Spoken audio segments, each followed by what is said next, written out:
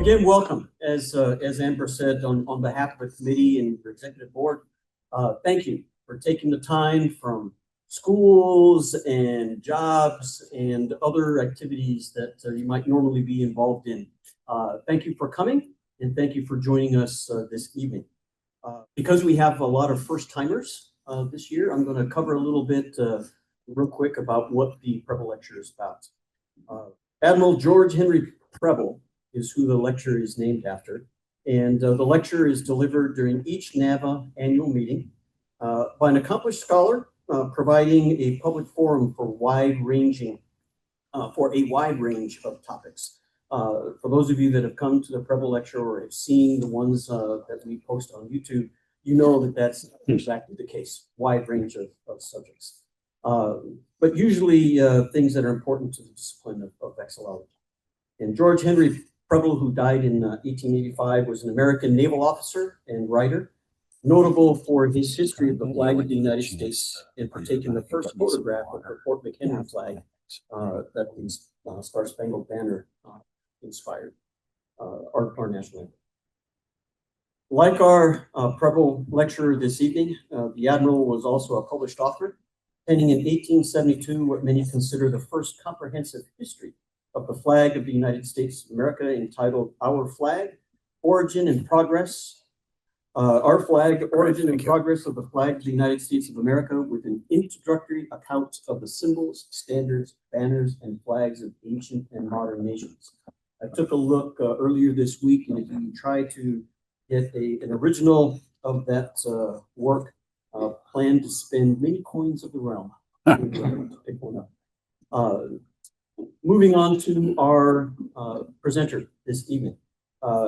Sir, I'd like to mention, many of you know that my wife is a dual citizen, and that's why she's not with us today. She's up in Canada taking care of a few things with the family. But I scored major points with the family, having you with us this evening. For me to you, thank you very much.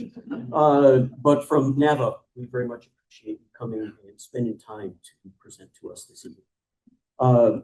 The Right Honorable Stephen J. Harper is our speaker this evening. For nearly a decade, from 2006 to 2015, Mr. Harper led Canada through the world's most complex geopolitical, economic, and security challenges as the country's 22nd Prime Minister. He created the modern Conservative Party of Canada, won 3 successive national elections, and was the longest serving Conservative Prime Minister since Canada's founding Prime Minister in 1891. His latest book, Flags of Canada, was published in February 2025 in association with the Royal Canadian Geographical Society, commemorating the 60th anniversary of Canada's national flag. Since leaving office in 2016, Mr. Harper founded and is chairman and CEO of Harper & Associates, a global consulting and strategic advisory business, and the chairman and founding partner of Vision One, a fundamental value-oriented investment fund based in Miami, Florida. He serves as board chair of the Alberta Investment Management Corporation, AIMCO, the Alberta Government's Pension and Sovereign Wealth Fund. Mr. Harper is also the author of Right Here, Right Now, Politics and Leadership in the Age of Disruption. Mr. Harper serves as chairman of the International Democracy Union and is a member of the Global Advisory Board of India's Observer Research Foundation.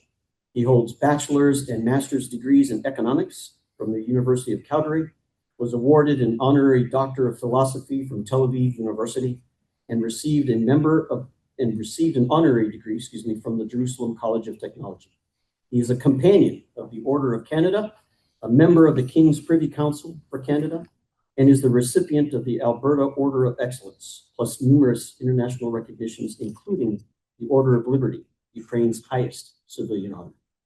Mr. Harper resides in Alberta, Canada, with his wife, Laureen, and they have 2 adult children, Benjamin and Rachel.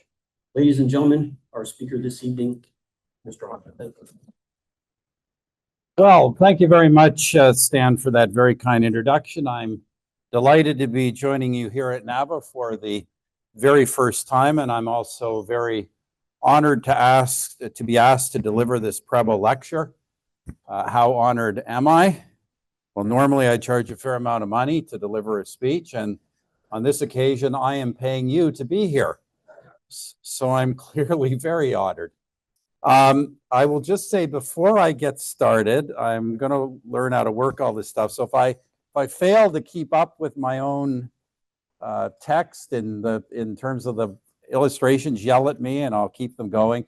And I'd suggest the closer you can come, a little farther over this part of the room. Otherwise, you're going to have trouble seeing some of these illustrations. Anyway, although the book I'm presenting on, my recent book, Flags of Canada, is recent, my interest in flags is not. In fact, my late father, Joe Harper, was the co-author of Old Colors Never Die, the comprehensive history of Canadian military flags. My own passion took root back in 1964 when Canada was debating the creation of its national flag. As a 5-year-old, I had been intrigued by the various proposals, and I naively decided to ask family, friends, and neighbors which one they preferred. I expected to get opinions about symbols and colors. Instead, what I got were often heated outbursts. Like, did people think, did I think Canada was a real country or not? Did we or did we not appreciate the sacrifice of our war veterans? What I was discovering was that the preferences were seldom about a flag's design. To use terms I would understand only much later in life, they were about identity, history, and the collective narratives in which one believed. So, while my book is about the major flags of Canadian history, it is ultimately about the narratives that define my country. Now, some have noted that my book covers only the French, British, and modern periods, meaning there is no section on the flags of Canada's Indigenous nations. That is in part because the Indigenous peoples of Canada did not have flags in the pre-European period. They did have some basic vexilloids and some more sophisticated symbols of nationhood, but they did not have flags. In fact, the first Indigenous flag in Canada was the so-called infinity flag, the flag of the Métis Nation, the mixed race descendants of First Nations women and fur traders, mainly French fur traders. This flag arose during something called the Pemmican War, which is a long forgotten civil war that took place in Canada's Northwest in the early 1800s. Yet this fact only underscores my point that the older Indigenous groups, the First Nations and the Inuit, did not have flags. But even more importantly than the fact they did not have flags is the fact that there were some 600 plus Indigenous nations. This meant that the concept of a Canada, of a transcontinental state, simply did not exist. Rather, the history of the Canadian state begins with the founding of Quebec City in 1608 by Samuel de Champlain. Champlain would be the monarch's first resident governor at Quebec City. Quebec City would become the first capital of the Viceroyalty of New France and of its constituent colony of Canada. Canada originally referred only to the area along the St. Lawrence River, but the term grew in application to cover virtually the entire northern half of New France. By the way, this is the context in which you should understand the status of French as a national language in Canada. I know that Americans sometimes find it peculiar that a minority group, a minority language has this status. I think people believe here that French is the language of an immigrant group, but that is not the case. In fact, in Canada, French is in effect the founding language of the country. And the term Canadien, Canadien, originally referred to French-speaking inhabitants of North America. Now, I had some surprises when I was researching my book, and those started with the section on New France. For example, when I was a boy, it was commonly believed that these were the flags of Royal France and of New France, respectively. The Bannière de France, the blue banner of France, was a generic royal flag, while the white banner, the white flag of the same design, often, by the way, with a large number of fleur-de-lis, it was thought to be the colonial flag. I was surprised to discover, my surprise was that neither of these things was really true. The blue banner had appeared in New France, but its usage largely ceased after the early 1600s. As for the white banner, there is only scant evidence that it was flown in New France at all, and in fact, no such flag had any official status in New France, and that is among literally dozens of official flags. So, if not these, what were the relevant flags? As the 1600s and 1700s progressed, the de facto national flag of the Kingdom of France was this, the pavillon blanc, the French white ensign. Now, I know what you Americans are thinking, that this is indeed proof that the French are cheese-eating surrender monkeys. Not at all. In this period, the French were a preeminent military power, and the pavillon blanc was the official flag of the French Royal Navy and the Royal Marines. Its plain white design represented the French monarchy's claim to be the purest defender of the Catholic faith. We also know, by the way, that white was then viewed, both in Europe and in North America, as the national color of the French nation, as symbolized by the white or off-white uniforms of the Royal French Infantry. Now, there obviously was a self-evident problem with this flag. Unless one understood the context, the white flag has no obvious French symbolism. So, in New France, as far as I could tell from my research, this appears to have been rectified when necessary by the inclusion of the French royal shield. That leads me to conclude that the flag of New France, to be clear, the unofficial flag, looked more like this, rather than just having the gold fleur-de-lis. In each section of the book, I try to illustrate the legacy of early flags in today's banners. Ironically, the white banner of New France, despite its dubious existence, has spawned various flags. The most striking in your country is the flag of New Orleans. A quick word on the flag of Quebec, which I know is much admired by NAVA.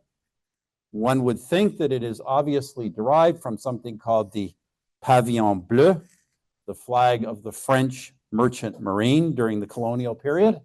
This is obvious, but it is wrong. It is derived from the Drapeau de Carillon, the Carillon flag. Carillon was the site of New France's last major military victory in 1758. It is believed that the Carillon flag was carried at that battle by the French-Canadian militia. I'll leave it to you to read in my book how this evolved into the flag of Quebec. But these flags and the history that they represent contain much deeper legacy and narratives. In fact, the entire history of New France is the story of the struggle of survival of French Canada against the much larger British America, over 20 times larger, maybe 30 times larger, to the south. New France fought off British America in periodic wars for 150 years. And all Canadian school children, at least Canadian school children of my generation, once knew these, the most famous scenes from that period. These scenes are from the 1759 Battle of the Plains of Abraham, in which General Wolfe defeated General Montcalm, both of them dying in the process.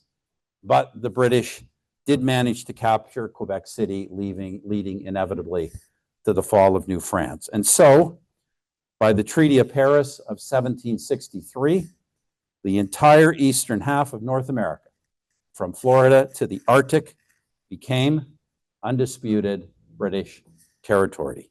However, that turned out to be a mere blip in history because the American Revolution would soon begin, and in a second Treaty of Paris, just 20 years later, the old division of the continent was reestablished. However, this time, the British would be in the north, British North America, which would then include both French Canadians and British loyalists, including my ancestors, struggling for survival against the new United States. So the threat that Canada has felt during the current administration is not a unique historical circumstance, but it is the reemergence of the dominant narrative of Canadian history. But I digress. I just want to focus a minute on the flags of British North America, which of course were also the flags of British America, and thus common ancestors to some flags on both sides of our border. Two of these really stand out from the pack. They are the Union Jack and the Red Ensign. Now, I'm showing these here as illustrated in my book. To help make the flags come alive, as we say, I commissioned my associate, Greg Stoikoyo, to prepare some 4 illustrations for flags of Canada. I'm sure you'll agree, if you've seen the book, that Greg did a great job, even more so when you consider that he is legally blind. Anyway, because my material here is somewhat different than in the book, I'm going to switch to computer graphics for most of this presentation for consistency. So, the Union Jack and the Red Ensign.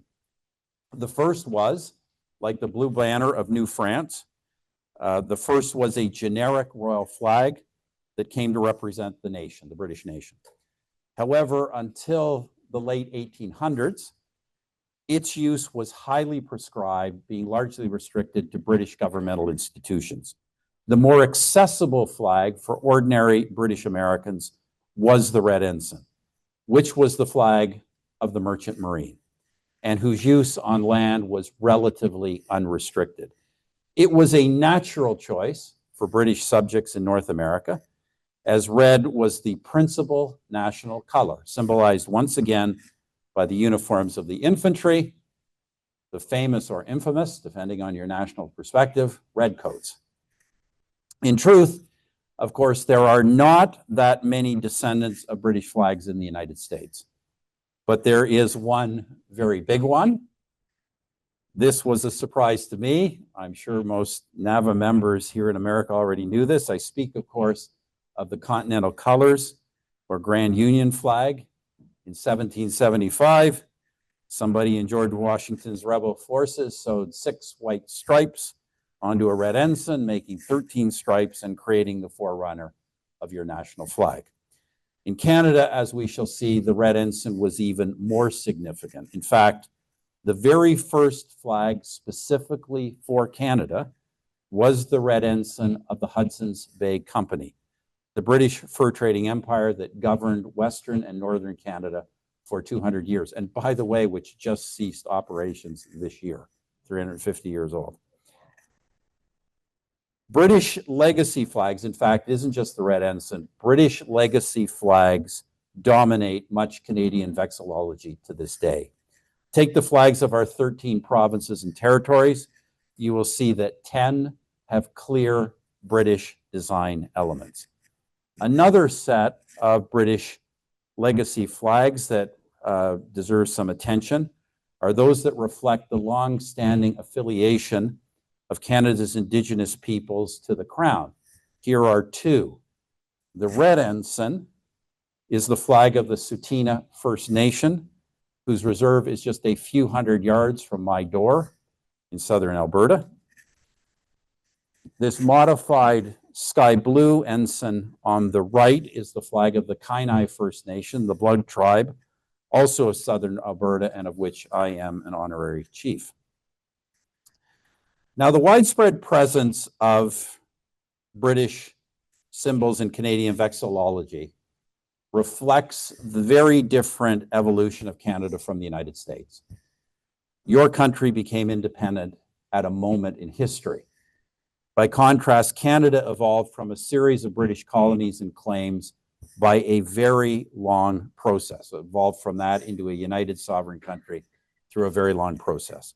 Even today, Canada retains essentially British political institutions in both the English and French-speaking parts of the country, and the monarch remains our head of state. That long evolution meant that the debate about an appropriate national flag came up against both differing and evolving narratives on the nature of Canada.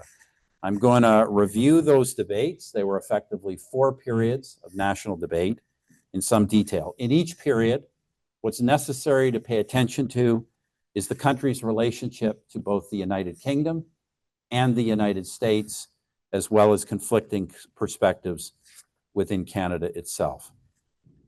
The most surprising thing about all of these flag debates, and they went on for almost 100 years, is that there were thousands of proposals, but there were precious few, very few, that ever had any kind of mass following.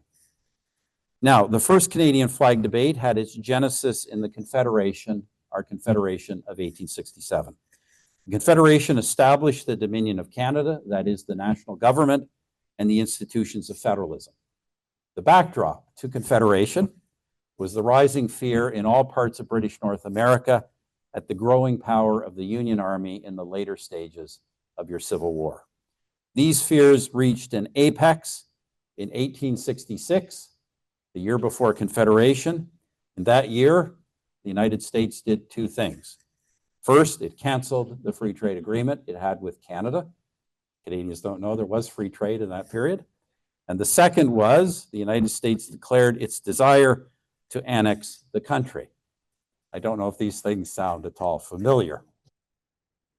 You'll notice there was going to be more than one state north of the border, but that's a whole other issue. Anyway, that was the context that brought together virtually all the disparate regions and peoples of British North America in a new country.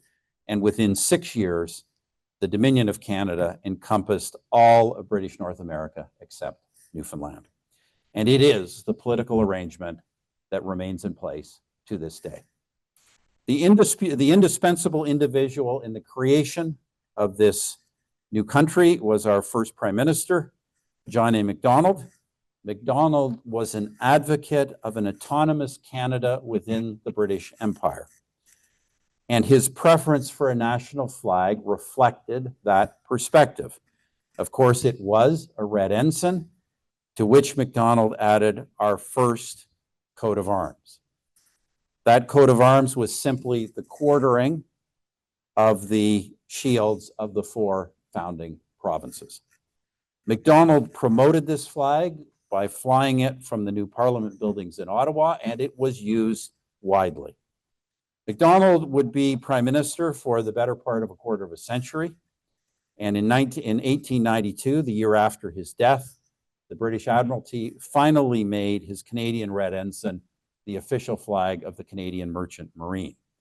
There was, however, a big problem in doing what Macdonald really wanted, which was to make this the official national flag. The big problem being it contained the shields of only 4 provinces. By the time of Macdonald's death, Canada already had 7 provinces, and in 1905, that number would go to 9. In fact, it was very common for flag manufacturers to add, unofficially of course, the shields of the new provinces, and flags like this were surprisingly common. But needless to say, this is a mess. It contains roughly 20 design elements in the shield. There were proposals to simplify this, including by replacing the shield with maple leaves or even a single maple leaf, but those proposals had surprising little traction back then. And that was because there was an even simpler alternative that many people wanted, and that was the plain old Union Jack. Many Canadians in the pre-World War I period, especially Anglophone Canadians, identified their nationality first and foremost with the British Empire. This sentiment rose rapidly in the late 1890s and 1900s when the empire was at the height of its power and prestige. And in 1904, the Union Jack replaced the Canadian red ensign. Actually, it replaced the Canadian red ensign atop the Parliament. However, the debate over which should be the national flag continued unresolved all the way through the First World War. On the one hand, a majority of Canadians, especially English-speaking Canadians, wanted the Union Jack to be designated as the national flag to represent Canada's wider loyalty. But a large minority of Canadians, including most French-speaking Canadians, wanted the Canadian red ensign to emphasize Canada's autonomous status. Of course, as you all know from your history, World War I changed everything about our societies, including our geopolitics. In 1917, the United States had joined the British Empire on the battlefields of Europe, meaning that the long-standing Canadian fear of America would begin to diminish. And so much the better, because the British Empire was permanently weakened by the war and was no longer anxious to be responsible for Canada. Thus, at the conclusion of the war, the Dominion of Canada began to head inexorably towards full sovereignty, not just in fact, but in name. This was reflected almost immediately in a separate Canadian delegation at the Versailles Treaty peace talks, and ultimately a separate signature on the treaty itself. This new independence was bound to lead to a search for new national symbols, and that began in earnest in 1929 with the proclamation of a new coat of arms.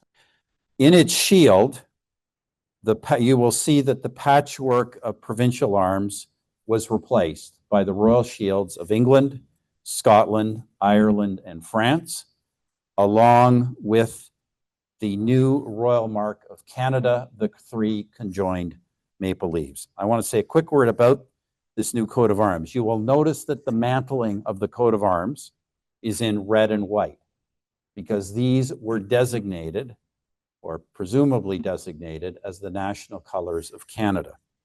For that reason, the officials who developed these arms wanted the maple leaves symbol to be red on white, but the politicians changed it to green on white. I mention this because it's going to come up again.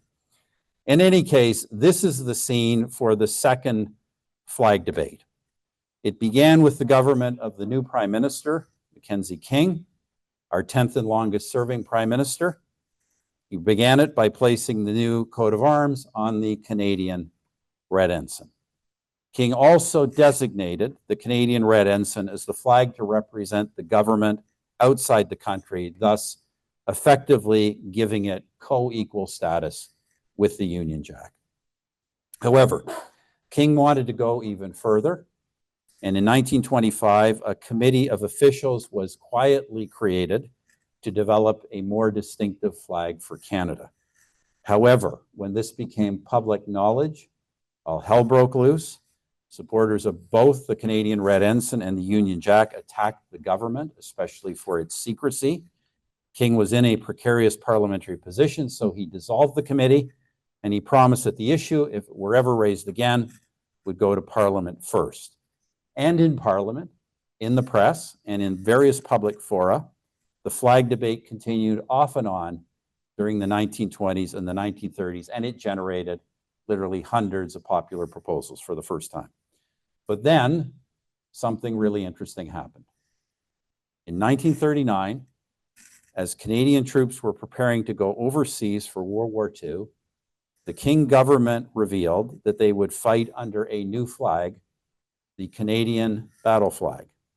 And this turned out to be the flag developed by the secret committee back in 1925. The Canadian battle flag was the first prominent flag to feature the dominant Canadian symbol, the 3 conjoined maple leaves. The fact that they were in red is proof of the hand of officials in the design. However, this design fell flat with most Canadians. Why? Well, it was obviously a bit cluttered, but how to resolve that? Many Anglophone Canadians, on the one hand, still saw Britishness as an intrinsic part of their national identity, and so for them, the inclusion of the Union Jack was essential. However, they tended to see no equivalence in the connection with France or the necessity of including the French royal shield. So they wanted it out. For Francophone Canadians, being French had long been a cultural identity. It was not a political identity. And they saw no reason for the inclusion of either symbol in the flag. Anyway, the debate went on. It faded as the war progressed, and so did usage of this flag, also faded as the war progressed. Once again, the war ended, and once again, Canada was transformed, as were all of our countries.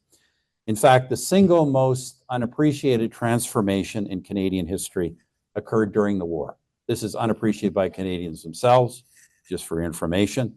It occurred on August 17th, 1940, to be precise. The context was the early Nazi victories of World War II.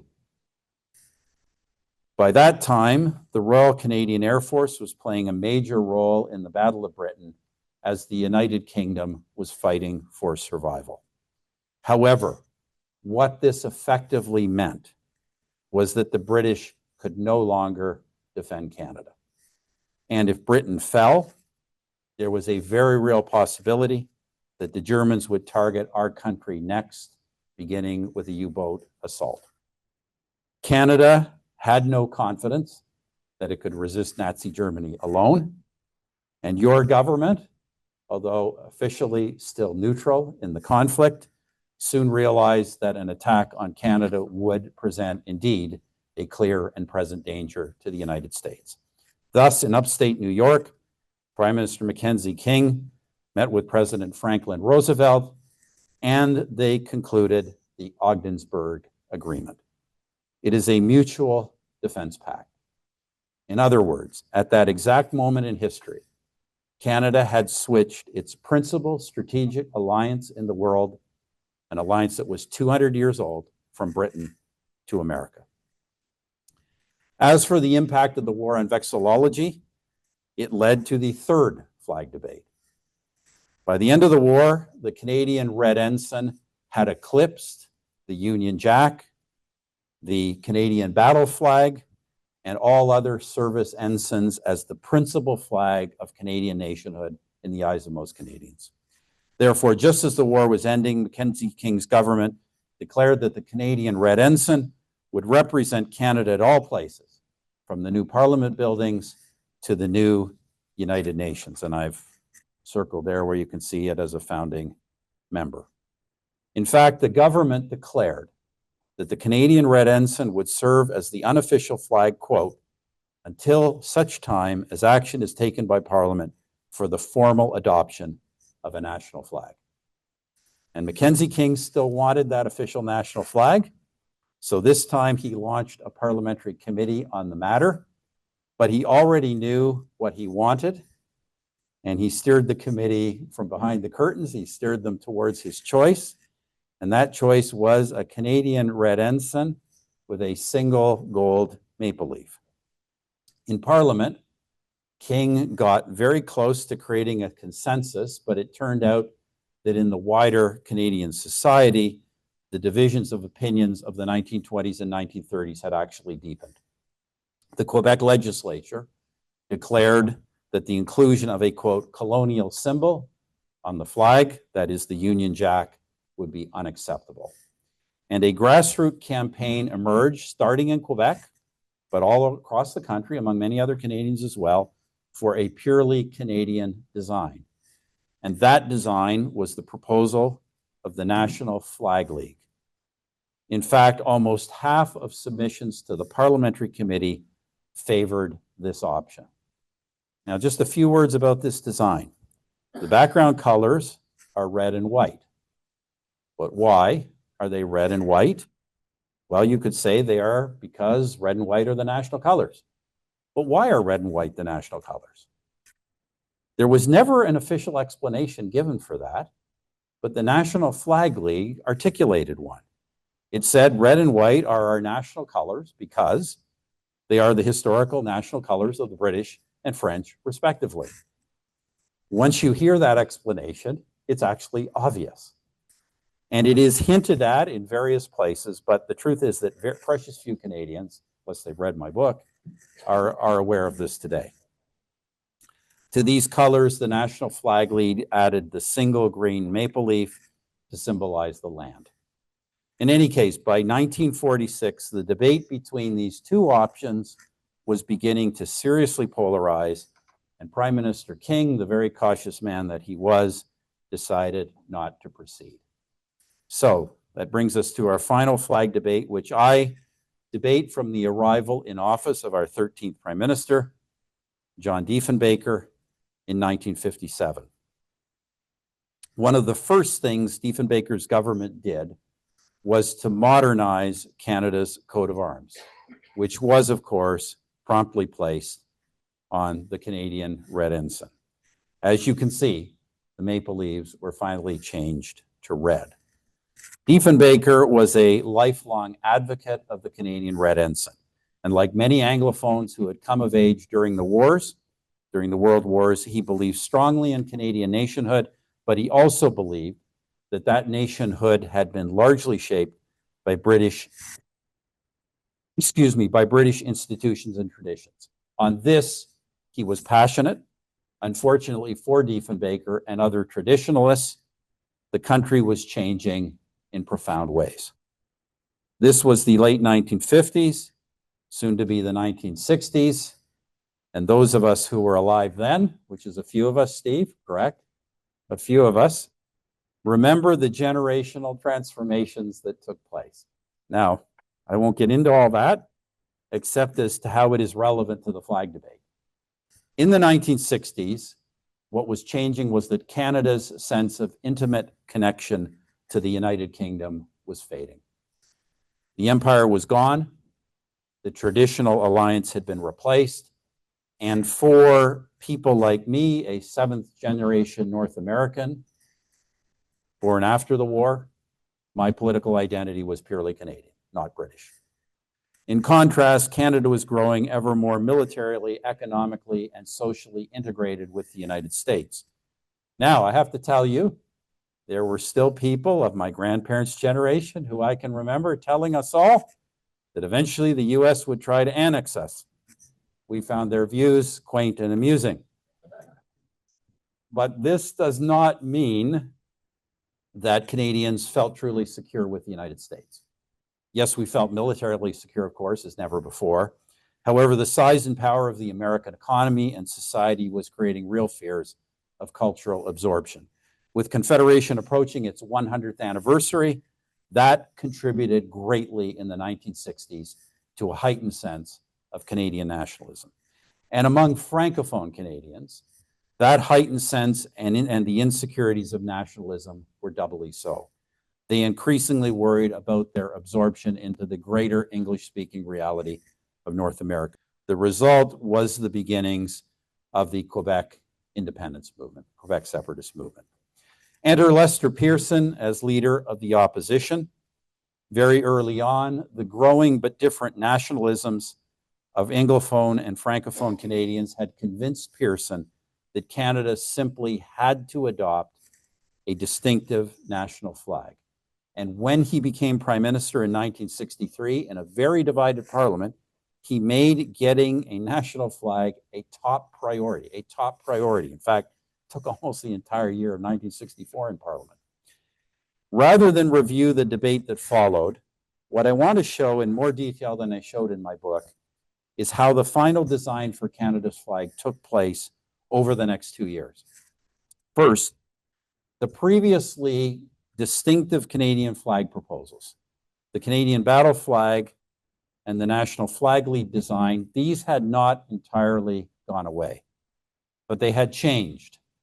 The designers of the Canadian battle flag had since shorn it of its British and French symbolism to create a flag based simply on Canada's royal mark. The designers, as the National Flag League design, on the other hand, it had been altered by its remaining proponents to display a red maple leaf. So both proposals were now red and white. And with the second one, with the one on the right, looking decidedly close to the flag we actually have today. Anyway, in 1964, when the Prime Minister launched the debate, he produced his own design, which was quickly dubbed the Pearson pennant. Pearson liked the royal mark, but he wanted the connection. He liked it because he wanted the connection to tradition, but he found that the design was just too plain. So he had blue bars added to reflect Canada's national motto, which is from sea to sea. Now, this design was actually very popular. It was actually quite popular, but it was also controversial. Especially in more orthodox quarters, there was a real desire to get back to the colors red and white. As it went, the government was contacted by a historian, a prominent historian named George Stanley of the Royal Military College in Kingston. Stanley suggested getting back to red and white by keeping the vertical bars, but making them red instead of blue, as in the flag of the Royal Military College itself. Stanley also preferred the simplicity of a single red leaf, maple leaf, in place of the RMC crest. So that's the suggestion that he put forward. Around the same time, the left-wing New Democratic Party proposed a variant on the Pearson pennant.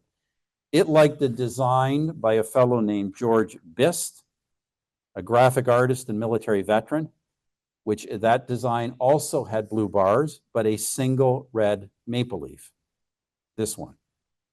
But Bist's real contribution to this debate was what has become known in heraldry as the Canadian Pale.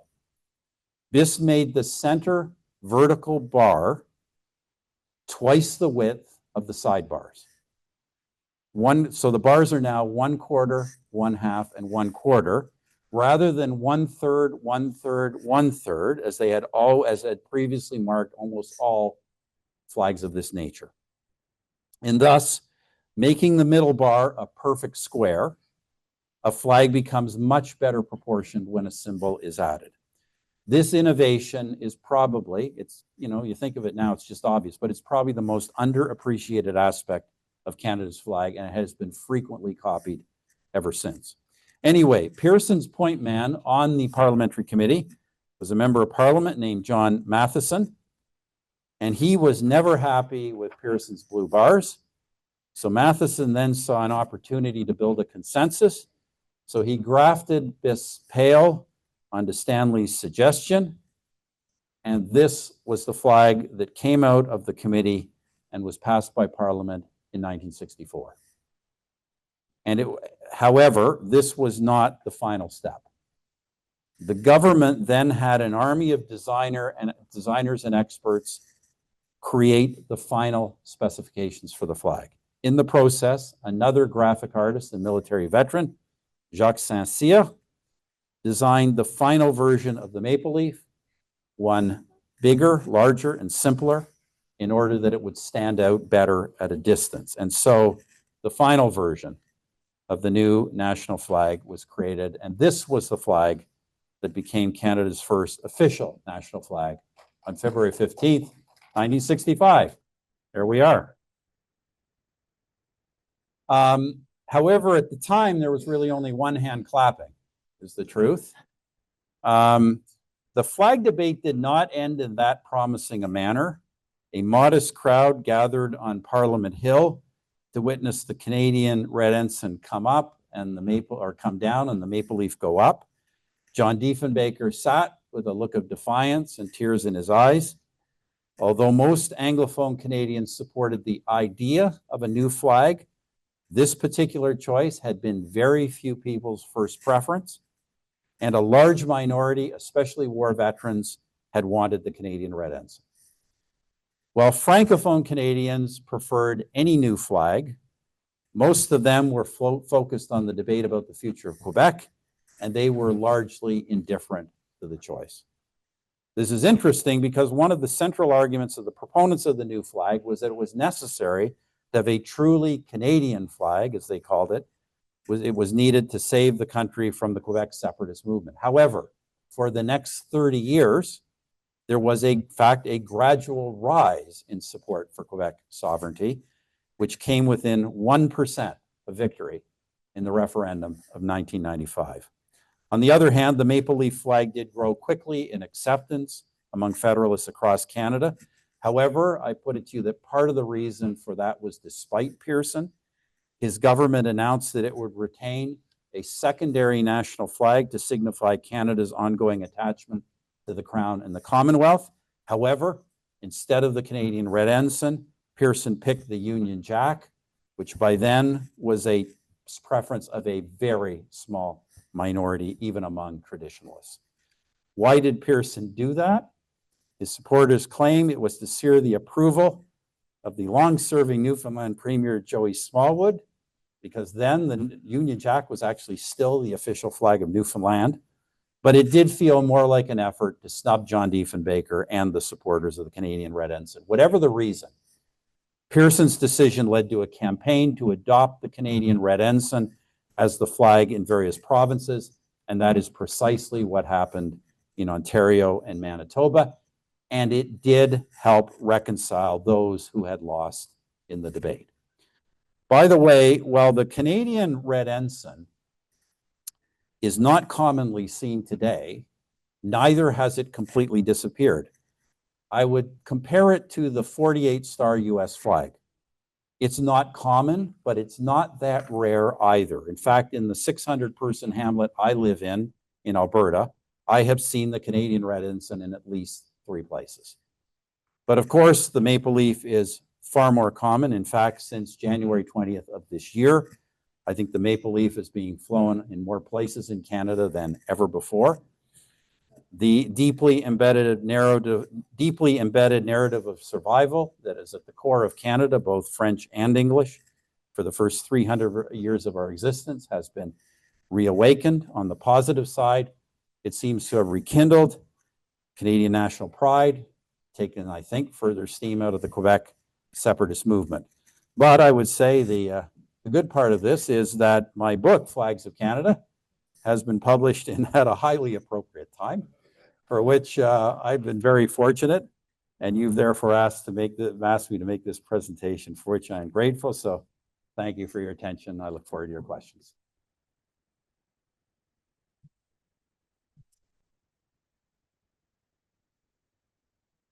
I did want to show that flag waving scene, and I also wanted to show that slide I skipped over because it was out of order, of the Canadian flag among the Allied nations of World War I. Yeah, I should have shown you, sorry, the one before. I should have shown you that. So you see the Canadian Red Ensign with the British Empire and the United States. There we go.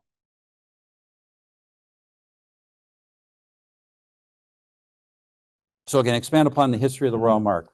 So I talk a little bit about this in my book. The maple leaf as a symbol of Canada goes back. It became a symbol of Canada among French speakers and English speakers simultaneously in the early 1800s. It became the preeminent symbol by the mid-1800s. The first use I'm aware of, first official use of the 3-pronged maple leaf. Maple leaves don't actually grow in 3s, by the way. But the first use of that was on the coat of arms granted by Queen Victoria to both Ontario and Quebec at Confederation. And then, of course, it was transplanted onto the national coat of arms in 1921. So that's the short history. But the maple leaf as a distinctive Canadian symbol goes back to the mid-1800s. In World War I, it was part of the symbol of all Canadian uniforms. Sorry, William. Sure. Thank you so much for your talk. Yeah. You're interested in the design of the civil maple leaf and the final version of the Canadian flag. It was designed to make it larger, but I didn't hear any comments about the number of points Right on that maple, and that symbol. Yeah. If you go back in the history, if you go back to the early history of use of the maple leaf symbol in the 1800s, it tended to have a large number of points, maybe as many as 47. Toronto Maple Leafs hockey team, their early jerseys would add 47 or 35. It was very common. Around Confederation, for the flags of Ontario, Quebec, and then the coat of arms, graphic designs typically had 15. There were basically 5 petals with 3 subpetals each. So you had 15, which, as you see, well, it doesn't show here. By the time of the coat of arms around 1921, it became common to make those 13 rather than 15, which you see in all these designs. And then it was only in the final specification that it was reduced to 11. It had no symbolism. There was no symbolism to that. It was believed by the designers that this was enough points to make it look like a maple leaf, but frankly, as few points as possible to make it bold. And that's really what it came down to. Likewise, by the way, you go back, that symbol of the Royal Mark, the 3 maple leaves, it has no symbolism. A lot of Canadians will say, well, it was to represent the Holy Trinity or the French, English, and Indigenous. There's no such symbolism. These were literally done for design purposes only.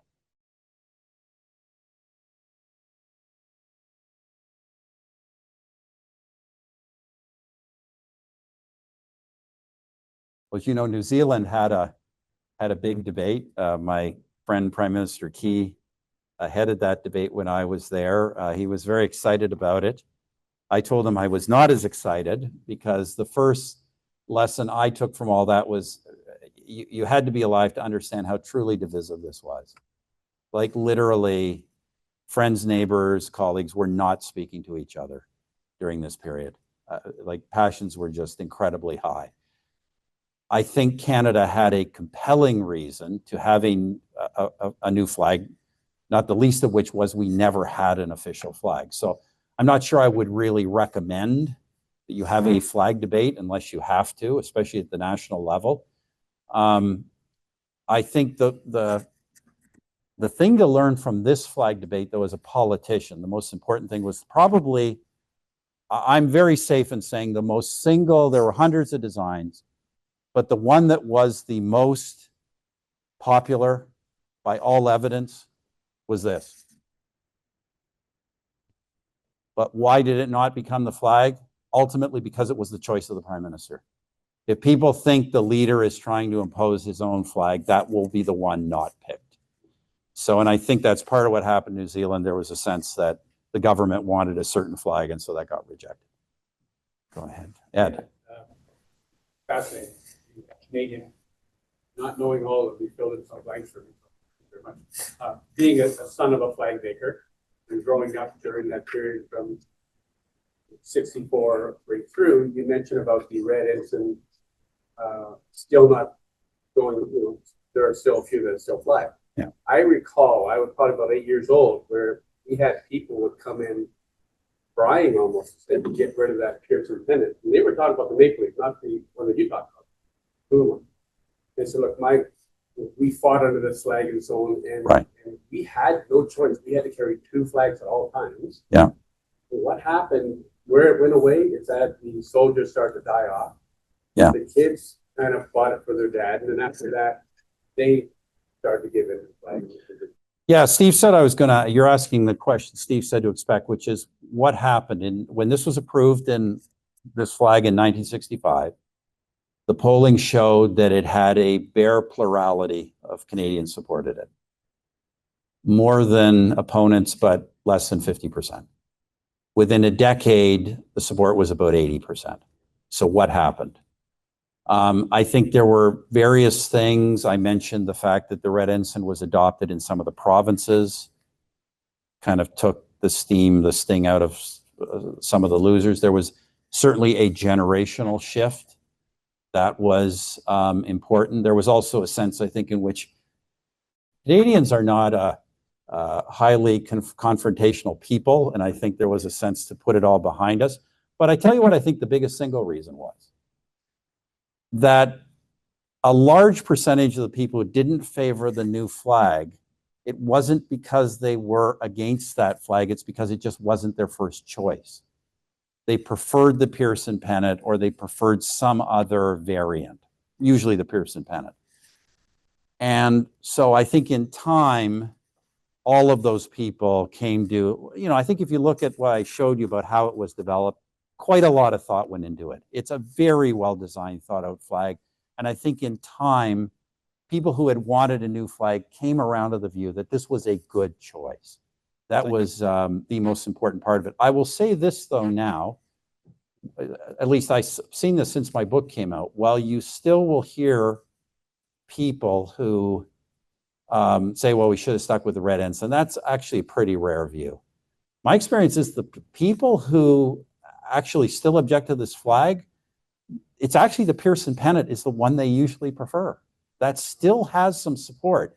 And ironically, it still has support among many, from my party, many conservatives who like the blue color and who actually say, well, the Liberals got rid of the blue because they wanted it all their color. But actually, the Liberal flag had the blue in it. It's a long story. Everybody, I think I tell the story in my book, in the parliamentary committee, everybody preferred the blue flag. But the Conservatives voted against it because it was Pearson's flag, and the Liberals voted against it because they didn't want to seem too partisan. So everybody voted for this flag, even though it was everybody's second choice. So it tells you a lot about how politics operates. Yeah. Yeah, thank you so much. This is the peak of my nerdiness. I love this flag so much. Can you talk about how the maple leaf itself is so well designed? You covered that. Yeah. But then, like, if I go to McDonald's in Canada, there's the maple leaf right there on the golden arches. Can you talk about how do you promote the use of the maple leaf as widely as you can, or you reserve it to make it more like official? So I don't think it's promoted per se. It's just that, you know, every institution that either wants to brand itself as Canadian or promote itself as Canadian uses the maple leaf in some context. Now, in fairness, as I say, this predates the flag. You know, back as early as the 1800s, when Canadians were going overseas and specifically as private citizens or military people, specifically showing their identity as Canadians, they used the maple leaf. So this is like 100, almost 200 years old, the use of maple leaf as a distinctive symbol of Canada and primary symbol of Canadians. So I'd say no. No, there's no attempt to promote it, but there's certainly no attempt to stop it. The only time a government would step in is if somebody was actually trying to appropriate the flag itself, because obviously that's property of the government of Canada and you can't use it without varying it. You can't use it for commercial purposes without varying it. The leaf by itself. The leaf by itself is fine. Yeah.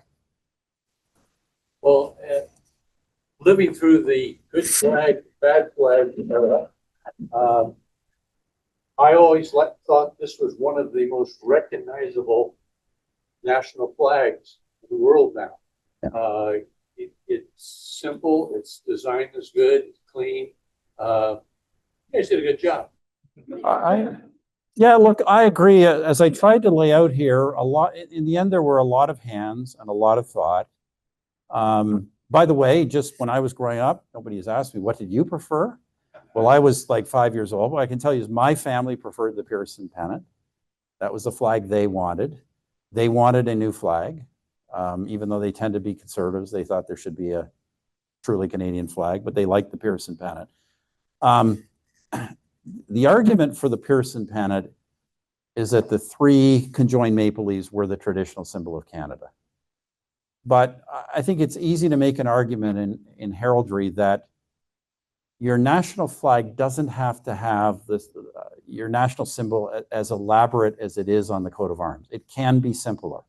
There's nothing wrong with that concept going from 3 to 1. And then the combination of red and white, I say, when you understand it, there's pretty clear arguments for that. You know, some Canadians would say, and there are mixed feelings about the blue. I mean, some Canadians will say, well, red, white, and blue were the symbols of Britain, were colors of Britain and France. Why not Canada? Others would say, well, it's the color of the United States. We should be different. I think the red and white makes a lot of sense when you understand the history. But as I say, I think the overall design, the Canadian pale, et cetera, it's actually a very, even though in the end it was kind of by committee, it's a very clever design. Very recognizable. Yeah, yeah. And there's, I guess, a traditionalist and, and on the, by the way, on the Canadian red ensign, I mentioned this in my book, he's got the green leaves. When you see the Canadian red ensign flown in Canada, you'll see both versions. The red leaves version, there are differences other than just the leaves, but the main thing is the leaves. The harp is different as well. The red leaves version and the green leaves versions, individuals, when they use it, will usually have the red leaves version, but veterans groups who still use it as an alternative flag fly the green leaves version. I got to tell you another story, by the way, but which I only discovered after I published the book.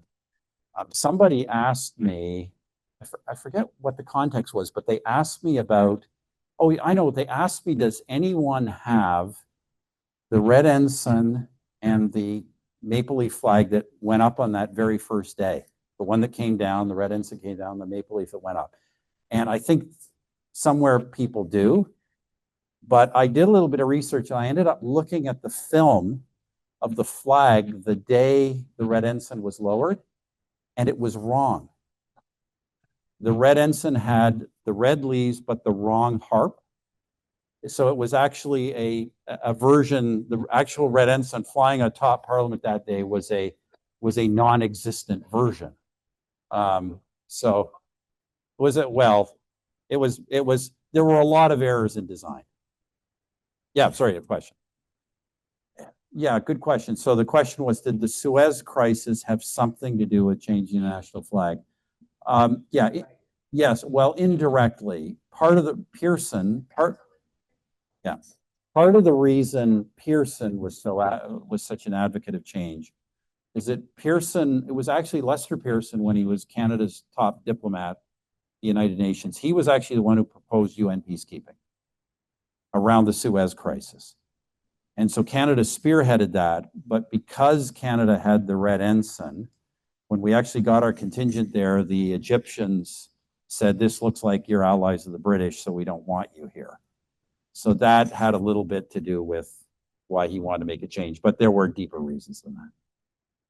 Other question? Yes.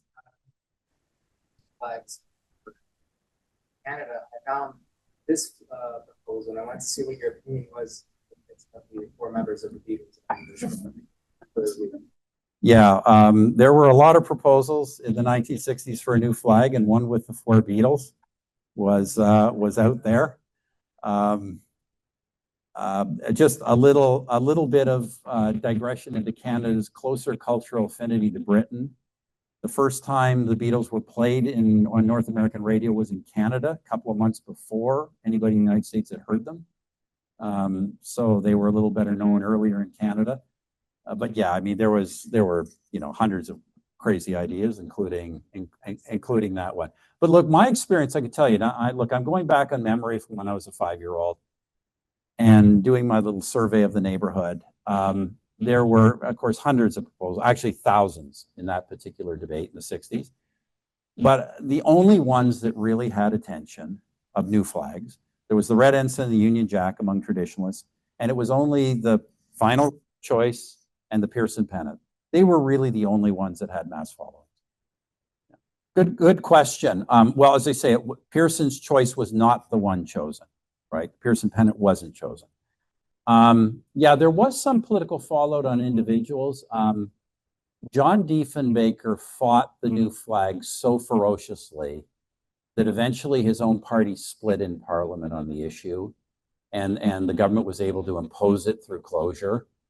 And a lot of people believe that his authority as leader of the party never recovered, and he was pushed out of his leadership a couple of years later. Ironically, the Liberal member, John Matheson, who was most associated with driving the proposal forward, he was in a close riding and he was subsequently defeated in the election. Whether that was because of the flag or not, but I suspect it was. He alienated a lot of his own constituents. So there were some. Well, that's the other thing about flag choices. They rarely make anyone happy, but the people they make unhappy are very unhappy. Yeah. Yeah, good question. Do we see this heightened use of the Canadian flag closer to the American border than farther? Like, I think the short answer is no. First of all, like 80 or 90% of Canadians live within a couple hundred miles of the boundary. But my experience has been traveling the country. You see it flowing now over homes, just about wherever you are. And my area, which is a fair ways from any populated part of the U.S., I mean, it's on every other business, a large flag now. So it's really been a revival. Do you see it more in Quebec today? I think the answer is yes. I mean, for many years in Quebec, it was actually quite uncommon to see the Canadian flag, and usually just the Quebec flag. my experience in recent years, even when I was prime minister, is that both flags, the Canadian flag was becoming more common. Quebec flag, of course, is just as common and more common than ever. But yeah, I think my experience has been, it's you don't see it as much in Quebec, but you see it a lot. I do think that, and I've said this in kind of semi-public audiences in Canada, I do think that this perceived threat of US annexation, whether it's serious or not, I do think it has had the effect of reminding Quebecers why they joined Canada in the first place. And the reality is that if Canada were to cease to exist, if Canada were to become part of the US, and whether Quebec were to be part of that or not, its future as a standalone French enclave would probably be not viable. And so I think in that sense, it's had a wake-up call. Now, don't get me wrong, the Quebec separatist movement is not dead. It's at a very low ebb relative to the last 50 years, but you know, it's still a quarter to 30% of the population. Yeah. A citizen, I work for a Canadian company, and I travel around Canada quite a bit. I've been there 3-4 times this year, and since the spring, and I always try to stop at a flag manufacturer. Both the flag manufacturer in Victoria, Edmonton, and in Winnipeg this year. And as I was just standing there, it was a constant influx of people coming to get their Canadian flag. Yeah. They were in the back room sewing them as fast as they could and get them out. When I traveled to mid-Manitoba in the Lake Winnipeg area, all the cottages now had Canadian flags. It's never been like that in the past. As we import our manufactured goods from Canada into the United States, we have had to change our labels to remove the maple leaf that are destined to the eastern part of the country because people are very, oh, that's from Canada, they don't want to support you. Over here in the West, nobody seems to care. But those made in Canada stickers that included the maple leaf, we've had to change all those. It's just very interesting to see the passion in many different directions that the maple leaf itself, whether it's part of a flag or not, has engendered on our business and in the usage of the flag. Yeah, look, Canadians aren't known as kind of a flag-waving people, so it was not, before all this, not typical to see as many Canadians have flag on their front porch as you would see in the United States. However, I will tell you that in the last 6 months, I'm not exaggerating, wherever I go, you'll see the Canadian flag 5 times or 10 times more frequently than before. It's that much of a shift. Yeah. These boys had their hands up. Yeah. Yeah.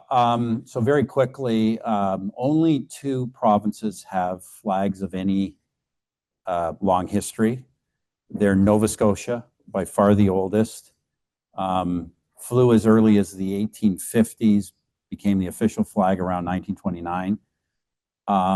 And Quebec, which became its flag in the 1948, although there were French-Canadian predecessor flags that kind of looked like it. So those are very old. There was certainly always a parallel, and my book lays this out, always a parallel debate nationally and in Quebec about a flag going on at the same time. So in that sense, they influenced each other. All the other Canadian flags were adopted from, all the other provincial and territorial flags were adopted from 1960 forward. Some were influenced by the national flag debate. Certainly if they adopted the red ensign, some influenced by the debate in the sense of trying not to adopt the red ensign for other reasons. In the end, what really influenced most of those flags, if you look at them, most of them are broadly based on the coat of arms, on the longstanding coat of arms of the province. They mostly have that reference. Yeah, so what's the popularity of the Canadian flag relative to provincial territorial flags?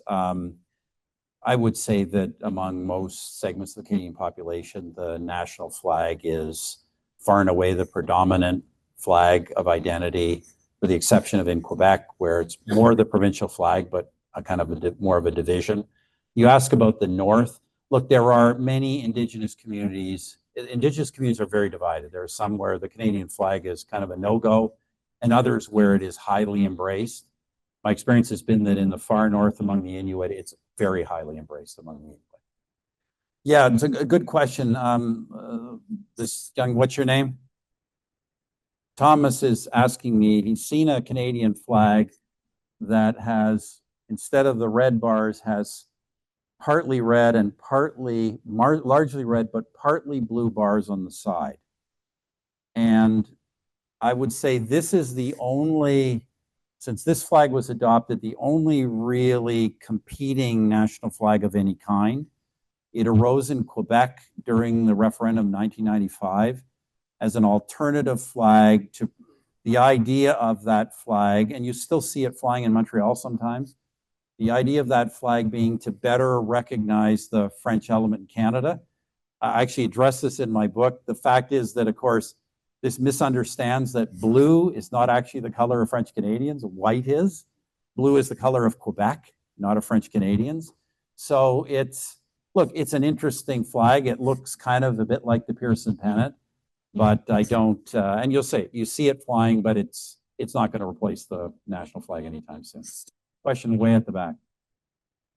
For many, many decades, Canada, up until really my lifetime, the modern era, Canada really only had two really clear symbols. One was the beaver and one was the maple leaf. The beaver was the much older symbol. The beaver arose as a symbol of Canada among both French and British settlers in the early 1600s. And it did so because it was associated, it was the key product of the fur trade. Once the fur trade became eclipsed in the early 1800s as the principal industry, the beaver tended to lose status to the maple leaf. It was really around that time that the maple leaf took preeminence. And I say part of it was the diminishment of the fur trade. Part of it was a view, strongly expressed in some quarters at the time when we started to adopt official national symbols. Beaver's still used, but there's some famous quotes of Canadian heraldess, I don't know what you call them, heraldess? What do you call it, heraldess? Saying that, a rodent is not an appropriate national symbol. So that was kind of the argument against the beaver. But for what it's worth, my personal coat of arms will have a beaver in it. Good question. And I do not know the answer. I know that in both Canada and in British America, prior to U.S. independence, the red ensign was far more commonly used than the blue ensign. Blue ensign was also sometimes used. Blue ensign sometimes used in Canada as well. There were blue ensigns, just like red ensigns, officially for the for government departments, but they just never caught the public imagination the way the red did in North America, and I do not know why. It's the same dynamic in Australia and New Zealand. There was a red ensign. There still is a red ensign. That's the merchant marine flag in both those countries, and there's a blue ensign that started out as a governmental naval flag, but for some reason in Australia and New Zealand, it became the more popular one for national purposes, and I don't know the reason. But if you look at various former British colonies or even present British colonies around the world, almost all of them have a blue ensign or a red ensign. I don't know why to me, it's obvious why you would choose the red ensign. It's not as obvious why the blue ensign would become a favorite. During all of the deliberations going on, did the UK weigh in at all, or were they totally on the sidelines? Almost totally on the sidelines. When Canadians, look, here's a kind of a dirty secret of Canadian history. Canadians talk about gradually winning their freedom from Britain. It was largely the case that the British were kind of trying to push us to be more on our own. So no, the British, there's actually quite an amusing story. The only intervention that I'm aware of was in the final flag debate in the 60s. Matheson and the people around Pearson, when they were putting together the parliamentary hearings, had asked the chief herald in London, I forget what his Lion of Arms or whatever he's called, to come and, Lord Lion, to come and make a presentation, and he told them they shouldn't be having a flag debate, that it was up to him to decide on the flag. And at that point, they decided best not to kind of involve him in the discussion. So, yeah, no, the British have stayed out of Canadian domestic affairs for a very, very long time. Good question. I actually like most of the Canadian provincial flags. I think the two oldest are the best, Quebec and Nova Scotia. Actually, I know that NAVA has a different view. I like the red ensigns personally. I'm much more, I put much more emphasis on kind of the historical meanings of flags than I do design per se in my own kind of personal preference.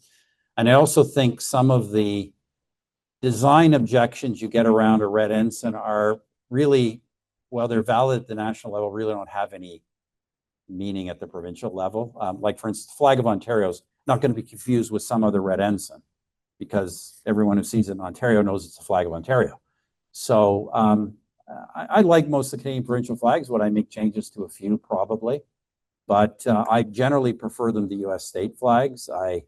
The kind of tradition of putting the seal, a detailed seal on a blue background, I always thought was like, it really looked to me like most states just didn't know what to do with it for a flag. So that's what they did. Yeah, well, that one's green. So it's a little different. A little more, yeah.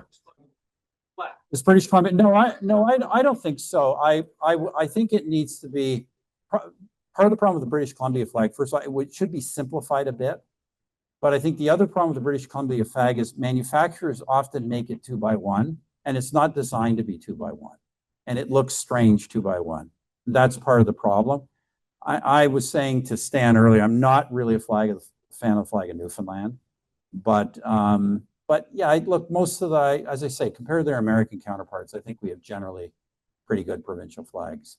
Yeah. Yeah. So in the 90s, when the U.S. Holocaust Museum opened, they had flags of countries that liberated. Right. The Canadian one was a red ensign, but had the green maple leaf. Correct. Like on a speckled background, not white. I assume it could be a mistake. I haven't been there. Might be gone, but it always puzzled me where that. So was this flag, was it like a flag of an actual group that liberated, or was it a replica? Okay. So it was a replica, it had to be a mistake. I would say that the only way, if it were an original and the red was faded from use in the sun, that would have been possible. Oh, where the maple leaf was speckled. No, it should not. It should be white. Occasionally in artistic renderings of the shield, you would see silver, but never on a flag. So that would have been an error. Canadian design of a national flag has had on civic flags because over 11% of the civic flags looked at in Canada has that Canadian design. And it's only, superseded by the background as you said, where maybe not a lot of thought there.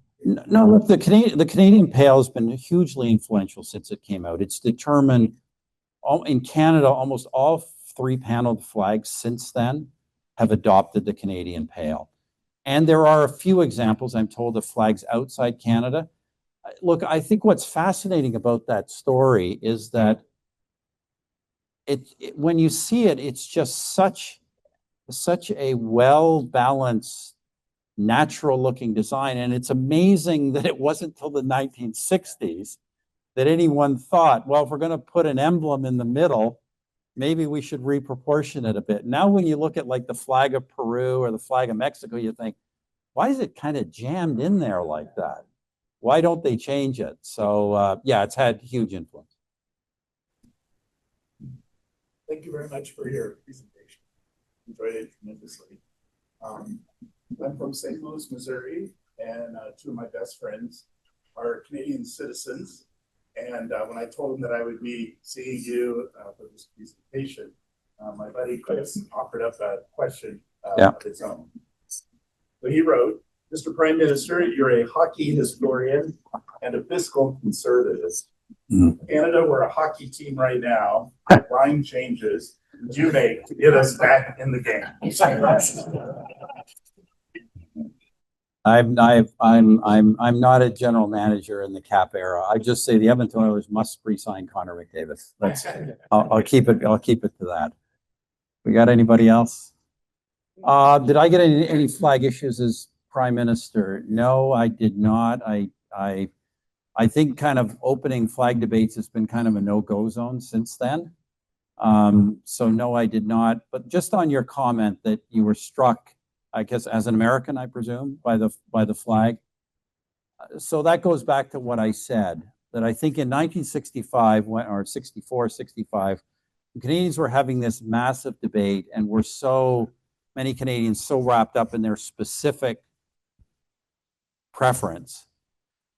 That's why you kind of have at the time, it's only about 50-50. But I think once people stepped back and actually looked at what we had adopted, they came to the conclusion that it was a really damn good design.